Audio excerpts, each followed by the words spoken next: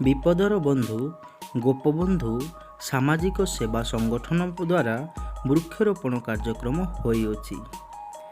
ଗୋଟିଏ ସୁସ୍ଥ ସମାଜ ପାଇଁ ବୃକ୍ଷର ଆବଶ୍ୟକ ଅତ୍ୟନ୍ତ।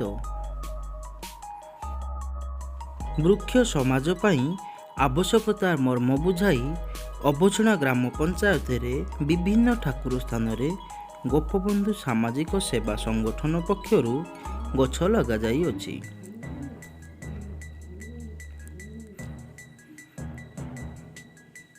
ପ୍ରାଣୀ ଓ ଉଦ୍ଭିଦ ଉଭୟ ପରସ୍ପର ନିର୍ଭରଶୀଳ।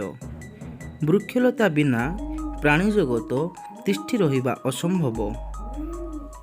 ତେଣୁ ବୃକ୍ଷଲତାର ଯତ୍ନ ନେବା ପାଇଁ ଏକ ସୁସ୍ଥ ପରିବେଶ ସୃଷ୍ଟି କରିବା ପାଇଁ ଏବଂ ଏହାକୁ ନିଜର କର୍ତ୍ତବ୍ୟ ବୋଲି ସ୍ୱୀକାର କରିବାକୁ ଅଞ୍ଚଳବାସୀକୁ ପରାମର୍ଶ ଦେଇଛନ୍ତି।